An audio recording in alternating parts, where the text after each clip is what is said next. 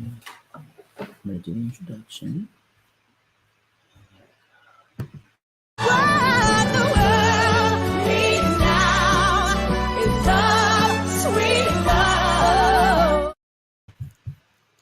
Hi everyone. Here, I'm going to adjust this a little bit. We're slowly getting our tech together. We have kind of a better camera, and then we're getting better light. We're all moving. What I love about this light is that it makes me basically, you know that expression of whiter shade than pale? Still got it. Oh, Seth, we didn't change the name, so it's like, oh yeah, I'm not Seth. He's not James. Well, it's Variety Thursday. We're mixing it up. By the way, is that what it is? I wore my comedy shirt. What part of don't you understand?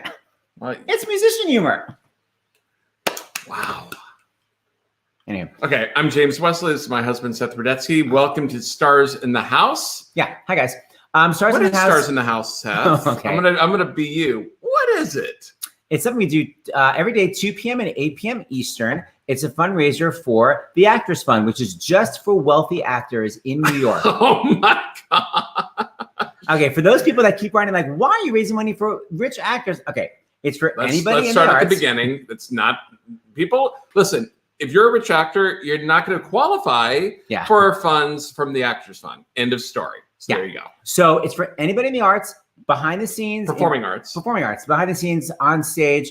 Literally whatever you do that helps publicists, anybody that does anything to do with the arts that's a professional can get help from the Actors Fund for things like paying your rent, paying your health insurance, whatever you need. By the way, they have an amazing they pay child care if that's what you need because you're an essential worker. Go ahead, Seth. Yeah, you're an essential worker. It's just an amazing organization. All the money goes to people in need. If you need help, go to actorsfund.org and you can find out how you can get help. And if you can give help, donate. I would like I've said before, even $1 helps. Put the banner on. Forgot to put the banner. Yeah, so guys, the minimum donation is $5, and you donate at starsinthehouse.com. And then throughout the show, we'll have people read some of the donations. And we have, by the way, today's perfect because we have Kristin Pedi, who can read your donation as Elaine Stritch, as Elijah, as Bernadette. By the way, horrible imitations. She's brilliant. Seth has about we should say them all for the end. Seth has 2 imitations. What are they, Seth? BB Newirth. Right. This is my imitation of BB Newirth, but I sort of apply it to everything. Yes. And my mother. Anyway. That's it. That is it. Okay. Oh, you know what? So this, I will do.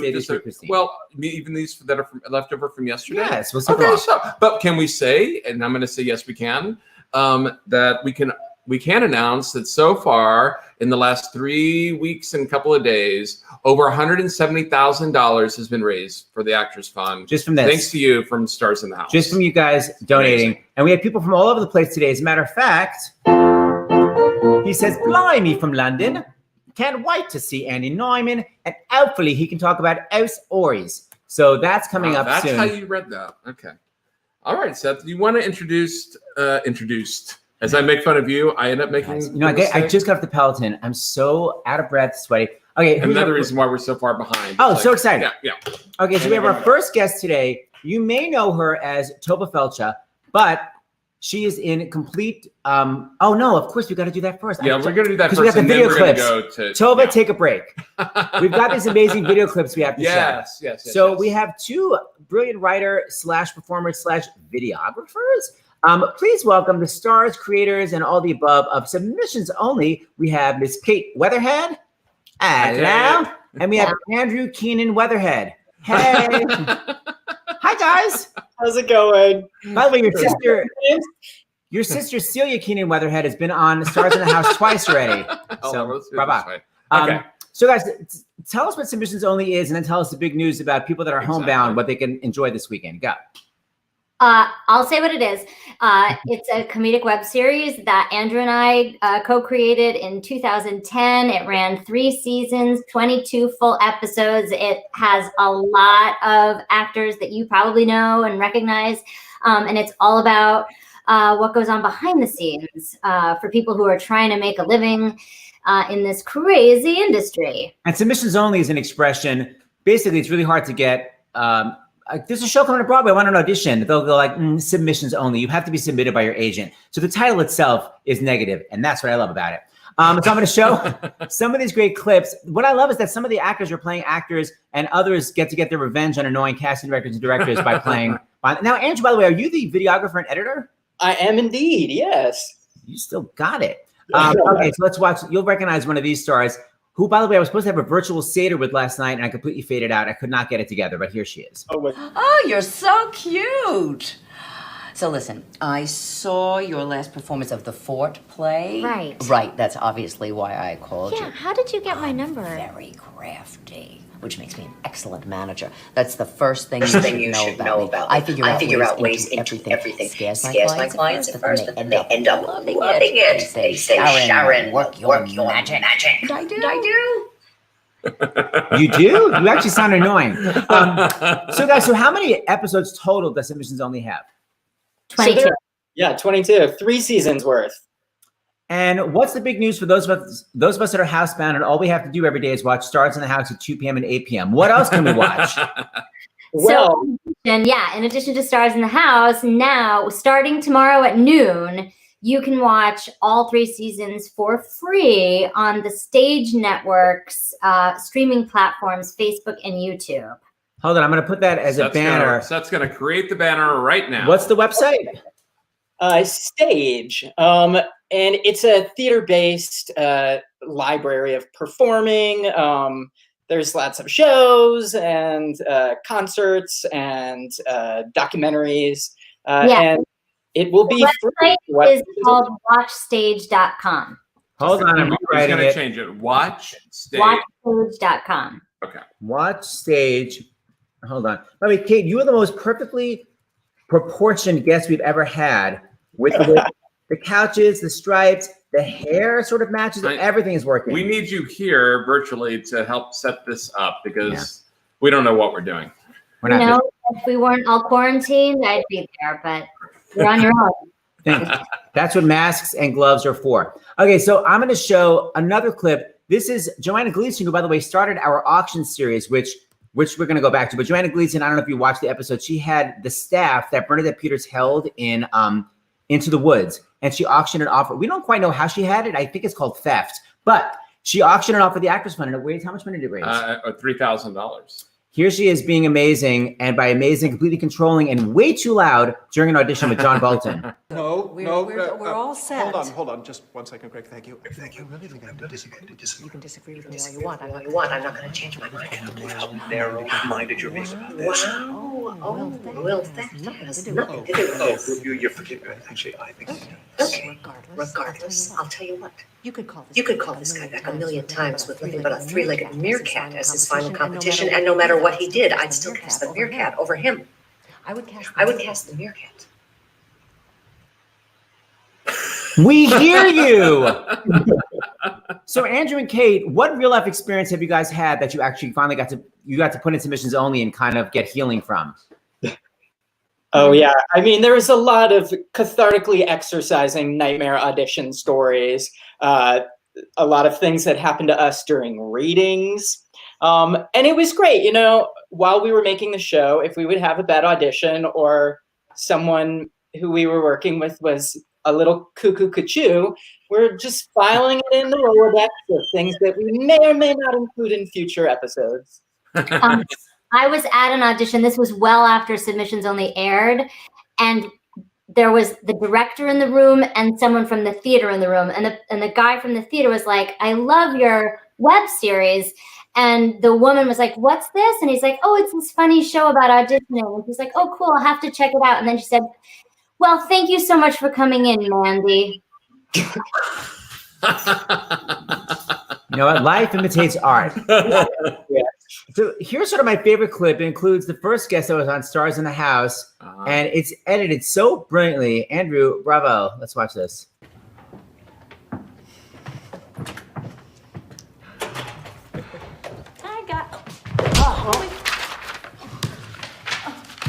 Are you okay, Anna? Wait, I'm going to watch that one more time, and then we're going to watch it. But I'm obsessed at how real it looked, and then I'm obsessed that the bruise does not go away during the audition. Here, keep watching.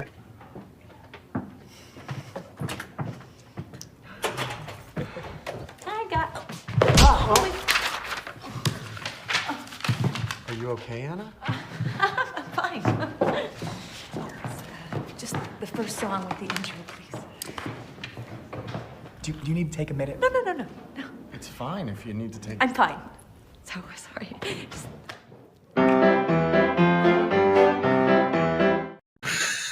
The crazy aggressive bruise. Okay, so one more time, I'm going to put up the banner so everybody can watch. It is watchstage.com. And it's all the episodes, including your dreamy possible boyfriend, Santino Fontana, right? Correct. He's in most of them. Yes. Yes, queen.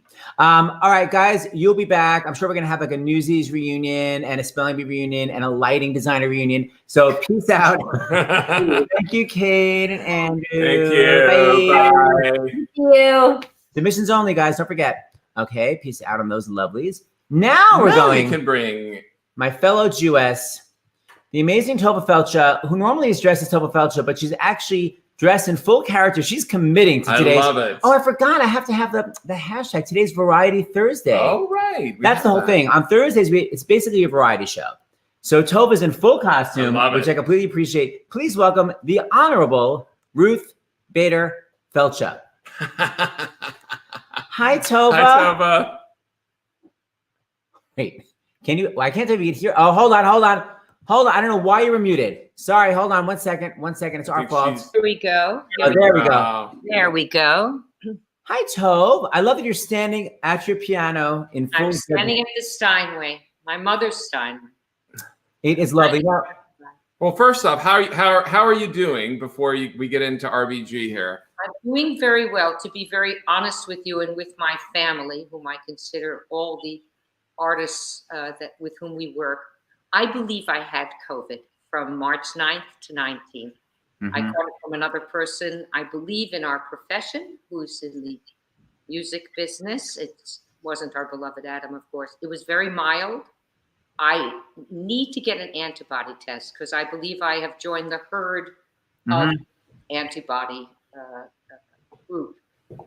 And if I could give blood, I would give blood in a second if I'm not too old. That could help somebody else. Were your symptoms as severe or strong as what you've heard other people say? Or did you I went to 6 on March 6th. On the 7th, I went to 2 bat mitzvahs. One in Long Island, I sat 6 feet apart and there was no big celebration where I was not isolated. I then went to Temple Emmanuel, and I don't know if you know Temple Emmanuel, it's 65th and 5th, but you could sit in Siberia. It doesn't matter how big the bat mitzvah is, that place holds 1,800 people, no problem. But then the family rented Danielle. And at Danielle Restaurant, there were 250 guests. I had the honor of sitting with the head of cardiology at Milstein Hospital, Dr. Alan Schwartz, who was instrumental in actually saving my mother, Lily's life. And Lily lived till over 103 because of all of it. Right. And he said to me, 5 to 10 people will test positive tonight. We didn't know how conservative he was. Wow. So somewhere in that melee, I must have caught this virus. And I just thought it was a cold because we didn't know. So I had a cold for 3 days. I went to Betty Buckley's opening at the Carlisle. I saw my beloved Daryl Roth for tea at her home. Again, 6 feet apart. We didn't hug, we didn't kiss. And I could have had a cold. And then I noticed my taste and my smell disappeared for 8 days. Oh. And my brother's an ER guy. And my brother, David, who's in his 70s, is now at urgent care working in he's was the head of theater at Cornell University. And when he's not doing theater like any good Jewish boy, he's a doctor. As my mother would say, David, I'm so glad I'm not your patient. 2 days a week he practices. You break your leg on Wednesday, fine. Break it on Saturday, call Gutterman's. So that was the funeral home. In all events, my brother, I told my brother I was losing my taste and smell. I had no taste and smell. I lost 8 pounds, which was wonderful. My brother called me the minute the New York Times article came out. He said that was a marker. But by March 19th, my smell came back, my taste, and my strength started to come back, and I've been well for quite some time. So I would call a mild case. If I had it, we've got to get the antibody test. Right. Yes, that's what Dr. LaPoo keeps telling us. You know, I just got a letter from Paramount, not a letter, an email, asking me to get on a plane July 20th. I said, if the world has righted itself, and if I can get an antibody test, maybe I can get on a plane. Or what private plane did you want to send for me? Thank you. Exactly. You know, Tovah, we have a lot of Jewish guests today. I just realized Andy Nyman and Judy Gold. What kind of a Seder did you try to have, or did you just say, pass, I'm going to wait till next year? Thank you. I ran a Zoom Seder with 54 of my family on 25 screens. We have pictures of it. It was thrilling. It was hard for me. I mean, I prepared my Seder plate with whatever I could do. I got to Best Market, which is in West Hampton. We live in Quogue. We moved out to the country. We moved out to the country. There's a forsythia. Oh, lovely. Oh, so beautiful. Hold on. We have to readjust the sound. Hold on. Wait, you got muted, girl. Sorry, John. Oh, there we go. There you go. So, I have to just make sure I plug in. So we moved out to the country, and there's a 30 to 40 minute wait even to get into our market. And I was up against, I had to prepare for all this stuff. I put a Haggadah together with my beloved children, and then with my wonderful assistant, Gabby Nail, we edited the Haggadah to put in more children. So we made our own Haggadah. I made my Seder plate, but I was missing maror because I had a brain fart and didn't pick up the horseradish. And I saw the line, and I called the rabbi, the nearest rabbi, and I said, Rabbi Schneier, I don't have maror. Could I ask a terrible favor? Could I get a piece of yours? And she said, where are you? I said, well, I'm in the parking lot of Best Market. He said, I'm at Best Market in line. And I turned around in my car. I saw the rabbi, went to his trunk. He broke a piece of the horseradish and gave it to me. So thank you, Rabbi Mark Schneier. Hold on. Every child said the 4 questions. My grandson, who's 16 months old, said ma, because that's he can say mama. So ma was it. And it was a wonderful, tearful experience of cousins from London, cousins from New York, cousins from San Francisco, Los Angeles, and the one in Beijing could not call in. And it's interesting. My family, who arrived in 1902, but the Felshuh family's from Vienna, so we're all dispersed because of World War II. But when I saw the 54 people and the 25 screens, as corny as it sounds, you really realize that Hitler didn't succeed with us. He didn't succeed, and we're so lucky to be Americans. We're so lucky to have been born in this country after the war, albeit during the McCarthy era, but I was too young to really understand what was going on. No, I was talking to my dad and my mom, and they were born in 1931 and 32, and I was thinking, I can't believe how lucky they are that they were born here and not overseas, because they basically wouldn't exist anymore. I was thinking the same thing, man. It was, because with the Zoom, you really saw how the family has thrived, and we're the 4th generation now in America for 118 years. We're just so lucky. We took the turn across the Atlantic. Yeah, we made the right turn. But survived on the last Aliyah boat into Israel, but what they had to go through just living in Israel is very difficult. So speaking of Jewish mothers, I wouldn't say you're the most pleasant one on Crazy Ex-Girlfriend. Are you basing that on any particular Jewish mother? Yourself, your mother, go. I'm not basing it on my mother. My mother was shy and quiet. As a matter of fact, Hachette has hired me, if you will. They're a wonderful, huge global publisher, along with HarperCollins and Knopf and all that. So I am working for Hachette. I've been paid to write a book called Lilyville, the universe of my mother, who lived to 103. My mother was, father knows best, quiet until my father died. And then she came forth completely. She also had elocution lessons as a young child, because her parents were from Britain and from Russia, and they didn't want their children to have wacko accents. So I remember my mother talking more like this, but as she got older, she kind of went back to her Bronx roots, and then she went deaf, so everything was yelled, everything. And she was very, very funny. That's all I have to say about my mother. My mother would have been proud of the Seder last night, and I'm glad she was spared this COVID thing. Oh, Jeremy. Well, look, I want to do this Ruth Bader Ginsburg song, and sadly, Adam Schlesinger, devastatingly so young, passed away from COVID-19. One of the brilliant writers on your show. And did he write this Ruth Bader Ginsburg song for you? No, he did not. James Bossi, my musical director, wrote this Ruth Bader Ginsburg rap for me after I did Sisters-in-Law by Jonathan Shapiro, this Los Angeles premiere I did of this wonderful play that I hope will come into New York. It's about the relationship of Ruth Bader Ginsburg with Sandra Day O'Connor, the 2 first women on the Supreme Court who, quote, changed the world, as Jonathan Shapiro says. In all events, James Bossi wrote that for me, but Adam Schlesinger wrote Where's the Bathroom, the Forget It rap, the song I sang with Elaine Boosler, and then I worked for him for Bedwetter. He was the writer for Sarah Silverman's musical. Right. Of course. Which is also, I'm sure that their schedule's in jeopardy because yes, let's be on hiatus. All right, well, let's have a little Passover miracle, and let's get some Ruth Bader Ginsburg rapping, which I'm sure happens in our house all the time. Ruth Bader Ginsburg, written for me by James Bossy as the 11 o'clock number of Aging is Optional.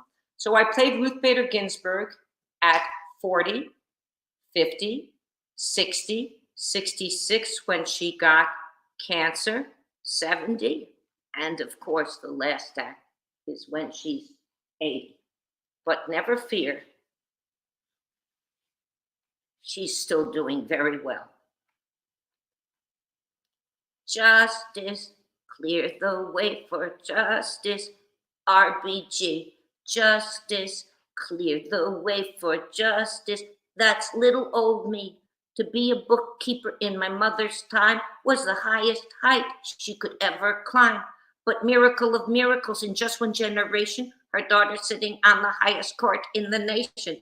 I said to the guys who preside on the benches, face the facts, boys, it's time to be mentions. I taught them one truth they almost missed.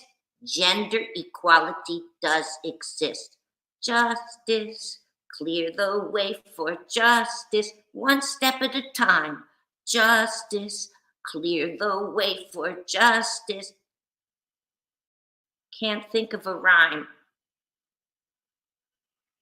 Oh, Marty was my husband, also best friend.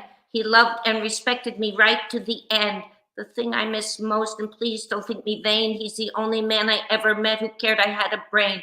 I stand for equality, and as for gay marriage, anything less would be judicial miscarriage.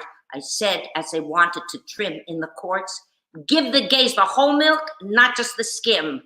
Justice, clear the way for justice. When sharks attack, justice, clear the way for justice. I've got your back. I found my voice as I grew older, because all my brave sisters let me ride on their shoulders. Susan B., Harriet T., Betty Free, Sandra Day O.C., Eleanor R., Simone de Beauvoir. All of you gals know who you are.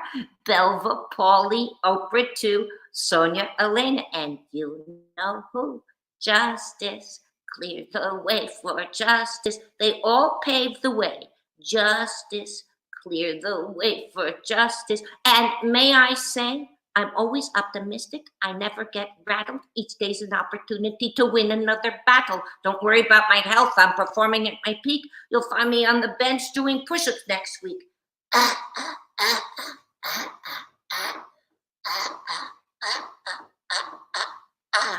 According to Twitter, I'm notorious. I've gone viral.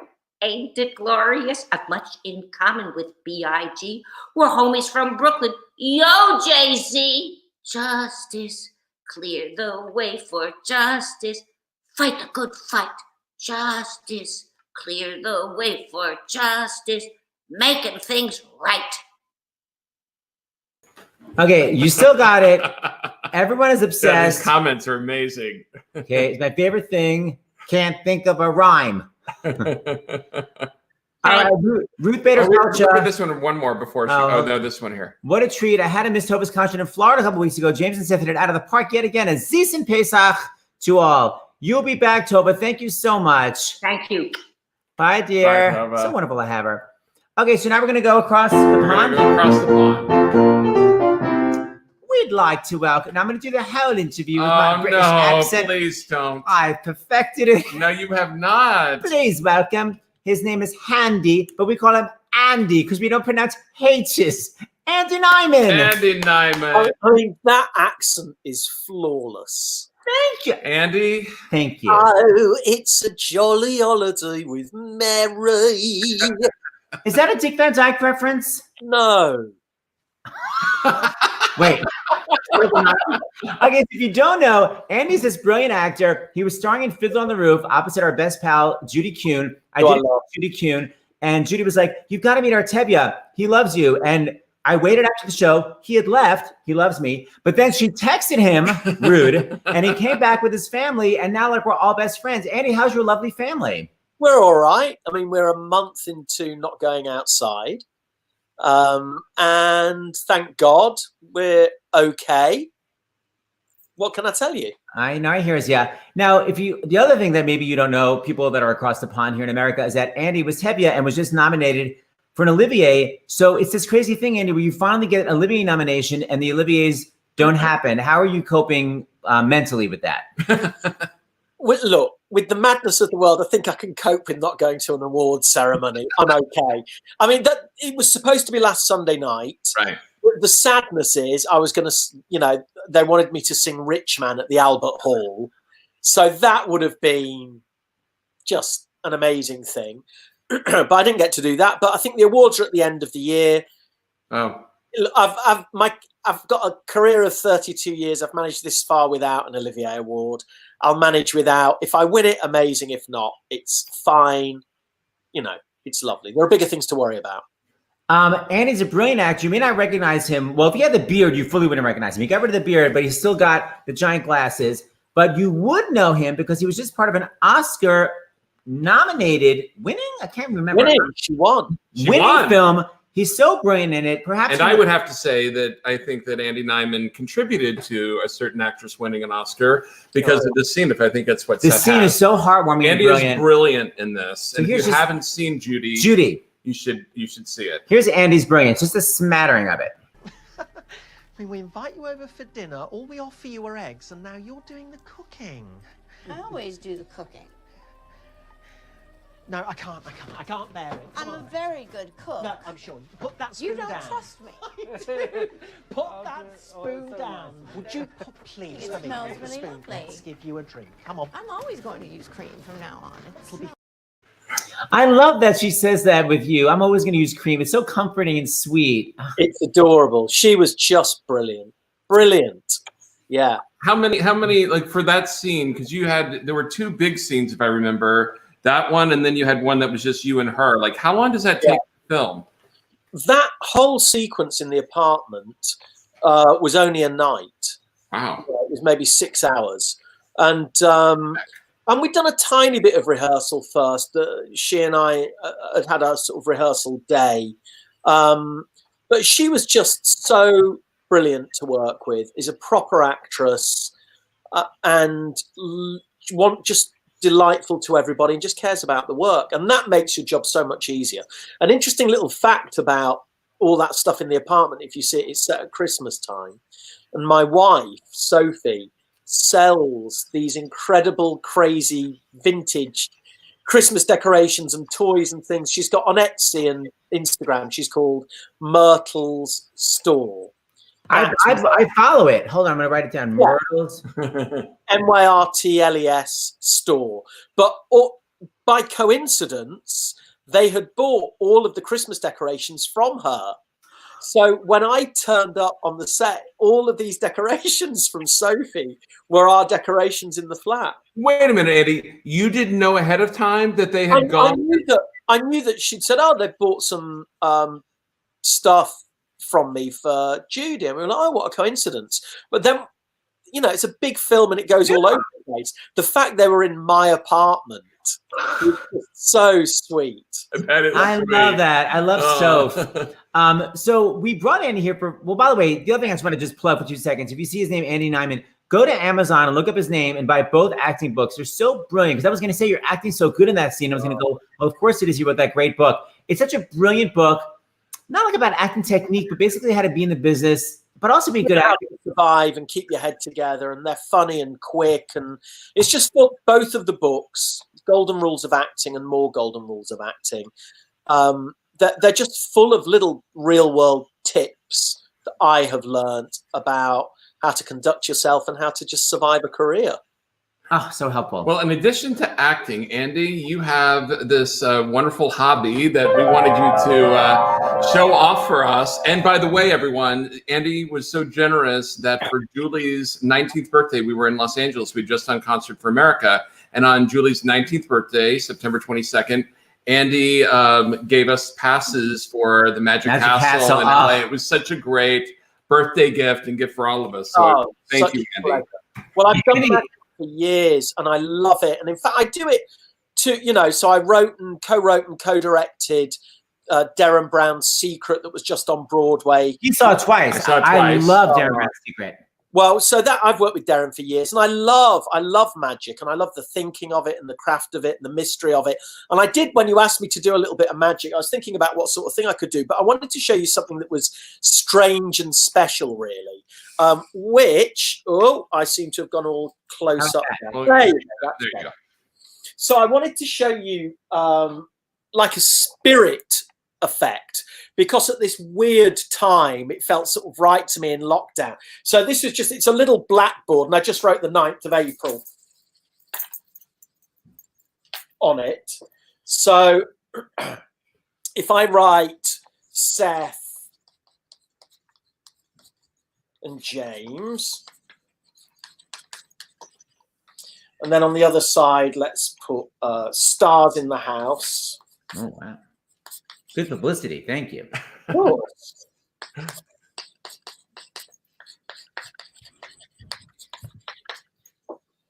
There you go. So we've got Seth and James and stars in the house. So then the idea would be, or what I'm going to try to do is to, let's hold this so it's a bit closer to you actually, is, I hope you can see this okay, is what you would do, what I'm going to do, and what the spiritualists would do, would be to ask the spirits to send a sign, to give a message at this time with stars in the house. And I think they may have done that. If I just turn that round. Wait a minute. Spirits have said to donate to the Actors Fund. Wait, is your wife like on that chalkboard and she just wrote? Yeah, she's hiding. She's back there. So there you go. And that is, so firstly, donate to the Actors Fund. And what I love about that is that is genuinely something that would have been done the 1890s, the 1900s as a real spirit sign. So that's a little piece of old school magic for you. Just on a total side note, Andy, did you ever read Affinity by Sarah Waters, that British writer? Oh, she's a brilliant British writer, Sarah Waters, but she wrote about that whole spiritual, that everyone was obsessed in the late 1890s in London. So it just reminds me of you. But those were real spirits, what you just did, right? Yeah, that wasn't a trick. Those are real spirits. Okay. They're the Heimische spirits that only come out at Pesach. Yeah. Okay, Andy, wait. So we have to bring you back to do like card tricks and stuff. Another time. Yeah. Okay, because we had, who do we have last week? We had an American. Harrison Goldberg? We had another Jewish man who was brilliant. So we need to bring you back. We need to also bring your son Preston to do some tricks. Yeah. He can show, he's doing some brilliant stuff. I mean, one of the great things, look, the lockdown, it isn't clearly a bizarre nightmare that is devastating people. But there's a pocket of people.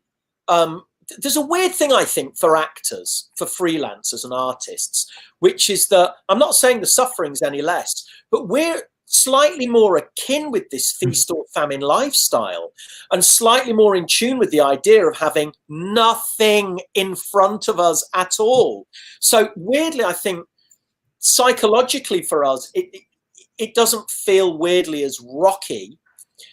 If I'm totally honest and open, my wife, Sophie, who has cancer and is having cancer treatments throughout this, said one of the weird comforts for her is that she's now, other people are getting a taste of what that experience, because after chemo, she has 3 or 4 days of utter isolation where she feels sort of hopeless and desolate sometimes.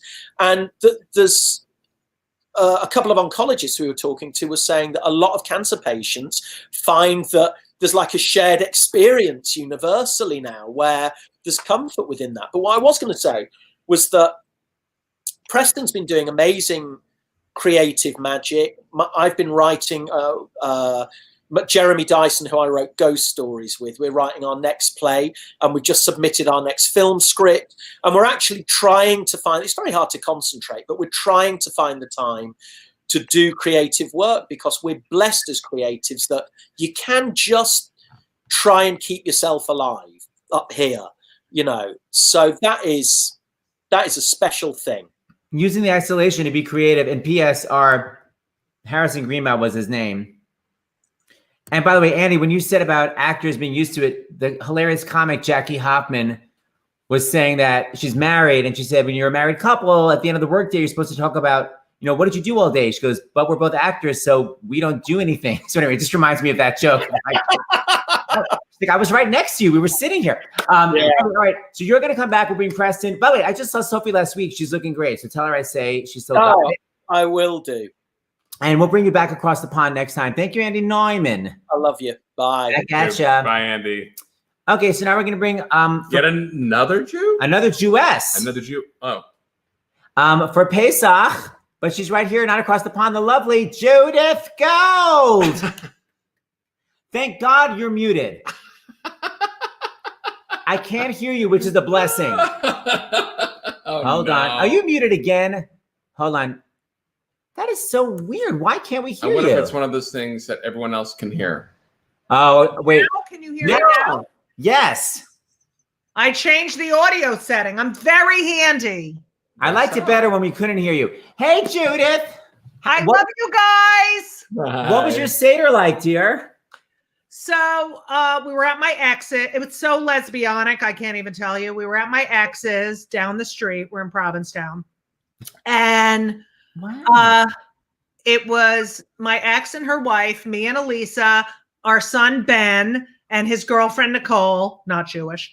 And then my brother in Arizona, he put together the Zoom Seder and an 18-minute Haggadah.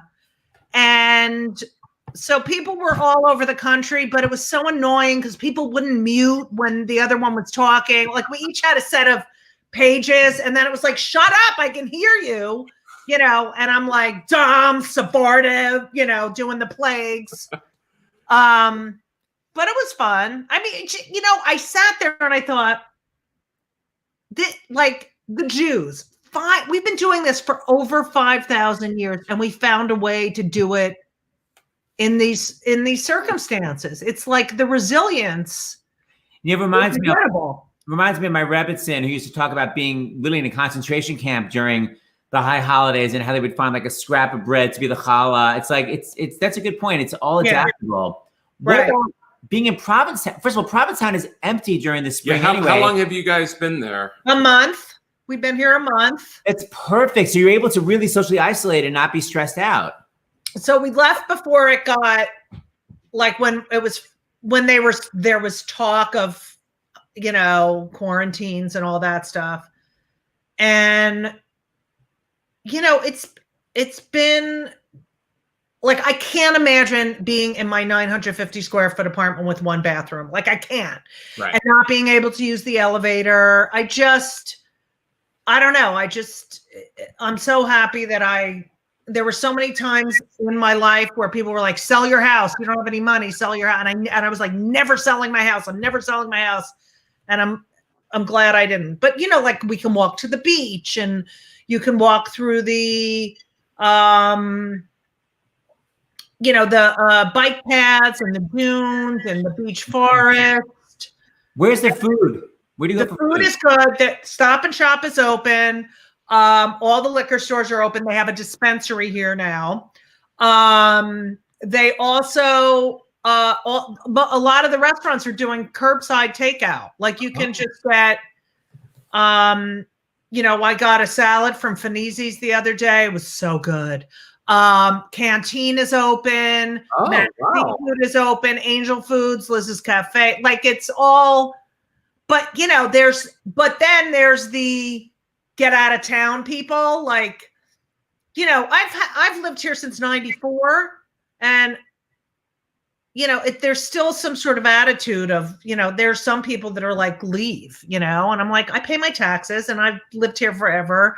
So, I'm here I come here in the winter all the time. So there's always an attitude about people that live there year round. They always feel like we still love Provincetown. Okay. Yeah. So look, it's Passover. We got to talk about your mom. Your mom passed away, but she was always the fodder for so much of your comedy. Now, was it one of those things that you kept secret from her, that she didn't know she was fodder for so much of your comedy, or did she know? Oh no, she loved it. She, like, sometimes she would say something. I'm like, oh, I'm using that. Like, I can't believe you.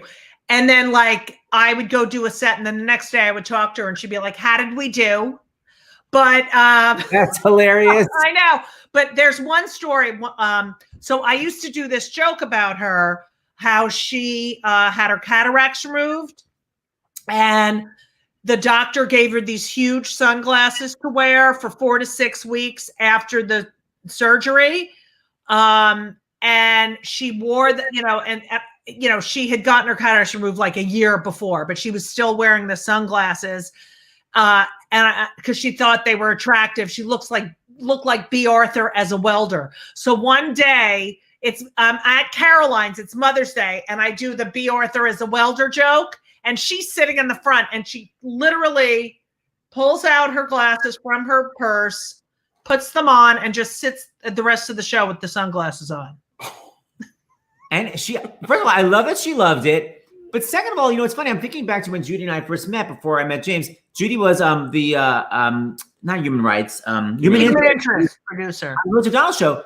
And so much of Judy's comedy, there's always a lesbian take on it. But back then, you weren't out as a lesbian. And when you had a kid, talk about how your mother basically had to lie about how you had a child because she didn't want to say you were a lesbian. Oh, well, I did come out once Henry was born, but she would never tell anyone. So she used to, I'm not kidding.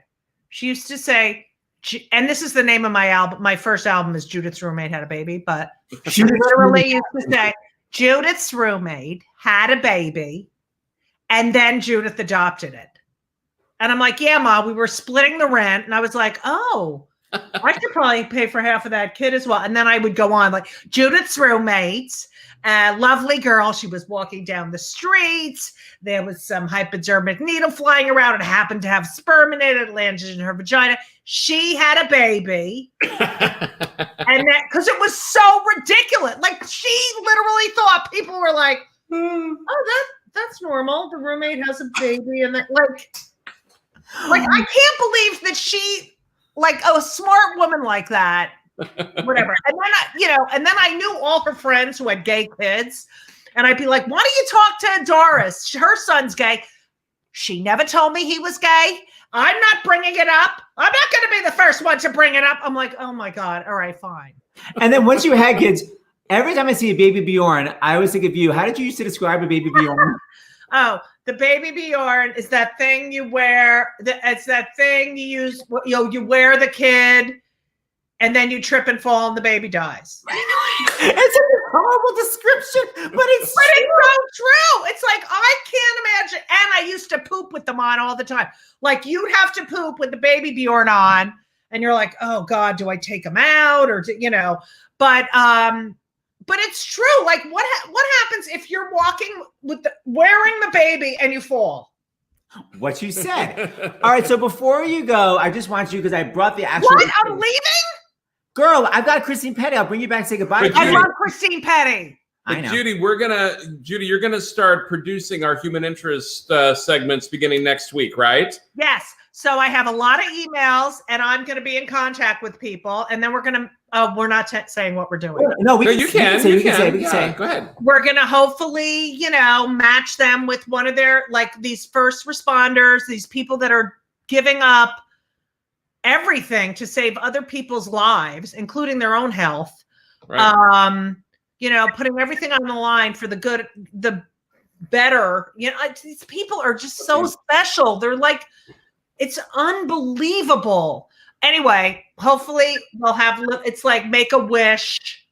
That's true. Yeah, and it's yeah. We're going to put the email address up, and people can also go to starsinthehouse.com. So if you want to nominate someone, and we're calling it frontline heroes. Frontline heroes, because you're right. It's a medical component, but it's also people are putting their lives on the line so that we can eat or get deliveries or all of that. It's unbelievable. You go to the grocery store. Everyone is putting themselves in a precarious position to feed people. The delivery people. I mean, it's delivery people, right? I want to. I don't know why I'm echoing so much. Wait, let me take myself off screen for 1 minute. Am I still echoing? Better. Okay, so I have the actual recording. Please, okay. I'll play it at the end, but please tell the story about when you were talking to your mom on the phone, and then by accident, something happened. So many years ago, this is pre-cell phone. I left now, and I lived in New York. I was young, and my mother always thought, like, the minute I walked out of the apartment, something horrible was gonna, like, everything. The minute she was always like that, like, oh my God, the worst. So I leave my apartment, I go to my agent's office, and I'm waiting, shocking. And they had, they used to have the phone right next to the sofa, and you could just make, in the waiting area. So I'm like, oh, I'll call my mother because, it's free, because you used to have to pay long distance. Right. But it's like, oh, I'll just call. So I'm talking to her on the phone.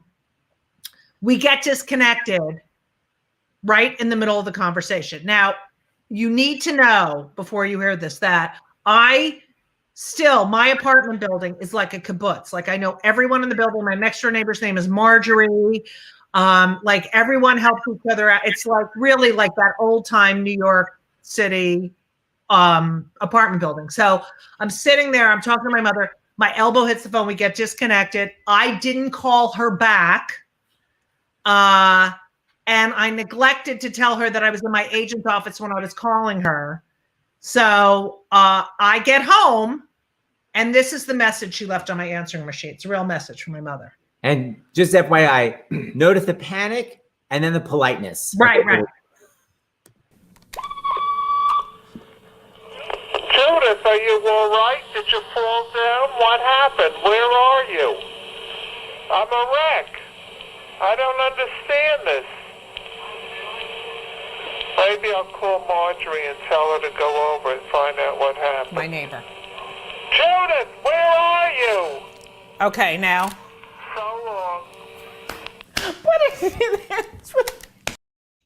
First of all, that was on slow. I don't know why it was on slow. My mother didn't talk like this. She would be like, she was hysterical. But why did she feel the need to be so chatty at the end? It's like, Judith, where are you? I'm a wreck. I don't know. Maybe I'll call Marjorie.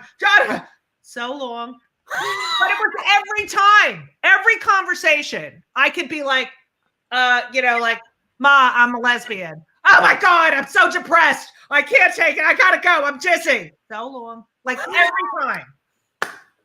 All right, Judy, we're going to bring you back and say goodbye at the end. Of course, you're going to be back a lot more often. Let's bring another comedic lady, not Jewish, but can pass, the fabulous Italian, Kristin Pedi. I didn't have a clue what Tovah Felshuh was saying. All of these words you people are using about this Seder, it sounds like a lot of fun, but I didn't know what any of it meant. Judy Gold, I love. She and I shared this comic moment at the Friars Club. We are in a photograph with Jerry Stiller, Joe Franklin, Mickey Freeman, who else? Pat Cooper, Larry Storch, Professor Irwin Corey, and Fivish Finkel. It was this incredible, just incredible array of old Jewish comics, and Judy Gold and me. Oh my God! I want to show. So, Kristin, by the way, you look like you're Liza Minnelli. So I want to show a quick clip. Yeah, I'm just lazing around here doing nothing on an afternoon in my home. Okay, cut. Just waiting for you all, but I'm keeping it sanitary. Oh, with the gloves. So this is Kristin Pedi. This is the brilliant video Kristin Pedi made. It's quote unquote shit, Liza says. And some of that, I'm just obsessed with, first of all, the haughtiness on certain words, and then just the weird combination of things. Here, let's all watch Kristin and love this. I was making lasagna for Michael Jackson, Elizabeth Taylor, and Halston. Beyonce's sister friend, congratulations! Gene Kelly, Fred Astaire, Easter Parade. I couldn't have to. No, Debbie Reynolds. Did you get the baby gift I sent? Yeah, it was by Halston. You know, red is the new navy blue. It was marvelous. It was Sir Laurence Olivier. Well, I was talking to Gaga earlier. Sir Laurence Olivier. Yeah. Hey, speaking of Olivier, Andy Nyman, I got to say that scene in the Judy Garland movie, as I was watching it, I was so in love with that scene. I said, this is going to go down in like gay history as one of the most important moments in film.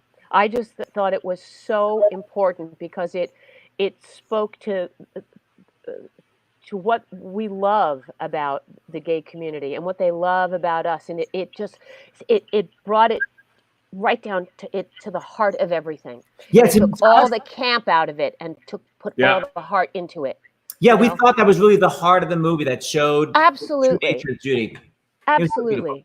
So Kristin and I, of course, Kristin, Pedi, and I are on SiriusXM. She's on in the morning, I'm on in the afternoon, and then on the Saturday, we do the Dueling Divas at 9 a.m. But besides doing brilliant imitations, Kristin's an amazing singer. So are you going to do that great arrangement? Yes, and it's a bitch of an arrangement for a pianist to play. Yeah, so which is why I wanted it to be created, so that the pianist would have a moment to just, show off and, have fun. Now let's make sure I have it here. Just tell me when you want me to go. You can go because I'm going to send you donations after this to read. Oh, okay. Hold on. All right, here we go then. Here we go. Please, God. Can you hear the music? Yeah. Make it a little louder, but it's good. I get too hungry for dinner at 8. I like the theater, but never come late. I never bother with people I hate. That's why the lady is a tramp. Won't go to crap games with barons and earls. Won't go to Harlem in ermine and pearls.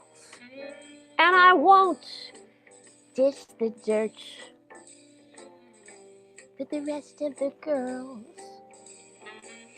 That's why the lady is a tramp.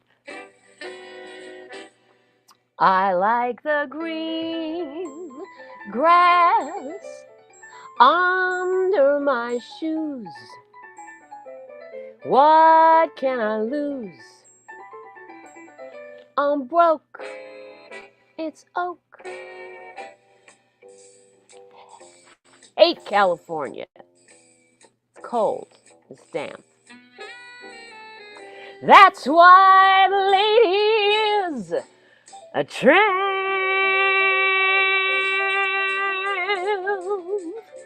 I go to Coney, the beach is divine. I go to ball games, the bleachers are fine. I read the gossip and I follow every line. That's why the lady is a tramp. I like a prize fight that isn't a fake. I like the rowing on Central Park Lake. I go to opera and I stay wide awake. That's why the lady is a tramp. I like the green grass under my shoes. What can you lose? I'm fat. That's that. I'm all alone when I lower my lamp. That's why the lady. That's why the lady. That's why the lady is a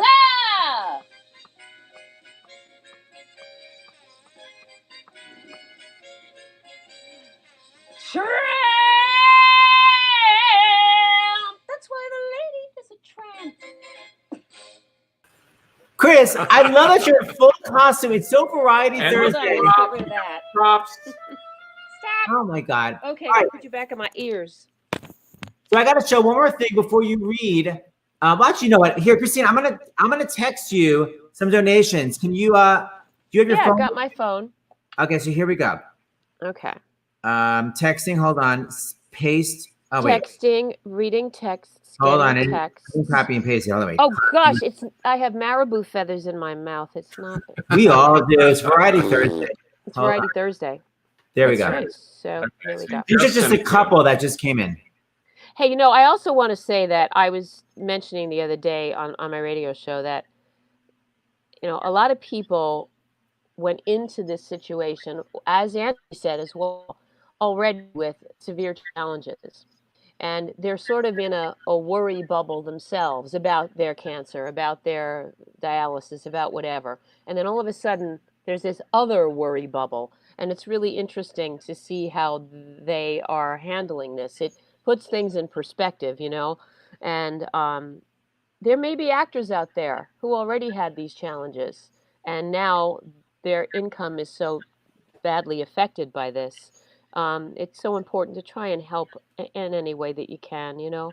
Okay, so we have Mary, from Indiana, $100. How about Christine? You need to be Bernadette doing it.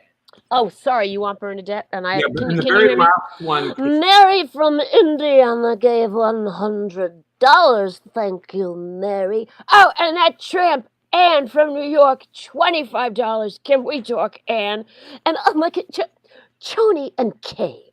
Choni, is it Choni? Yeah, Choni and Kay from Oregon. Choni and Kay from Oregon gave $100. And who else? Oh, Sarah from Florida, $200. You can count on them in Florida. And Elaine Stritch. Benjamin from Tennessee gave $10. That's right. All right. He's a great kid. Yeah. He if you shouted out that you'd make his day for sure, as Elaine Stritch, well, I have this to say for you. Thank you. Don't drink. There you go. Chris, till you're 18. Before you go, I just want to show everybody how many more people you do. This is the two of us at the big Broadway Cares Equity Prize States fundraiser, now called the Red Bucket Follies. This is And I'm Telling You, as sung by a very inappropriate Effie, Miss Angela Lansbury.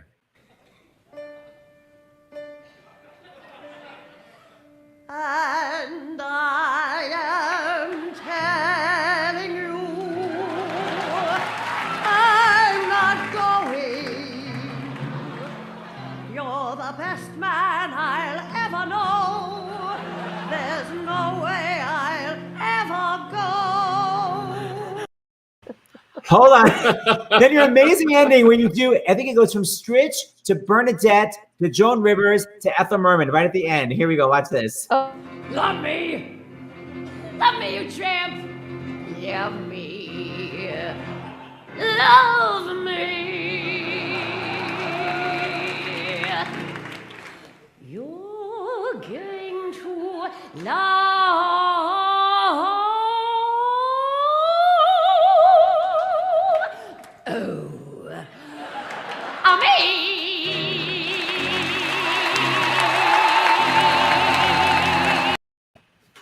Yay! Yay, Christine. All right, let's say goodbye to everybody. The fabulous. Thank you, everybody, and thank you for giving me an excuse to wear this. But I got to tell you, between these feathers and these gloves, my body needs to breathe now. I cannot breathe. 100%. The We're gonna lovely say bye to Judy Gold, everyone. the lovely Nyman, the lovely Ruth Bader Felshuh. And we'll see everyone tonight. Tonight, the members of the original Broadway cast of Spring Awakening. 8 p.m. Anything else? Eastern, Spring Awakening. My Tomorrow, two favorite places, Provincetown and England. it is Provincetown and London. And Tovah. The last time I spoke to Tovah, she was in a yurt. That's right. She was off in a yurt. Hi, Judy. Hi, Andy. Hi, guys. Have a good happy Seder, second Seder. Yeah, well, Seth and James obviously are not doing it. Yeah, not you two. Be quiet. Here are the credits.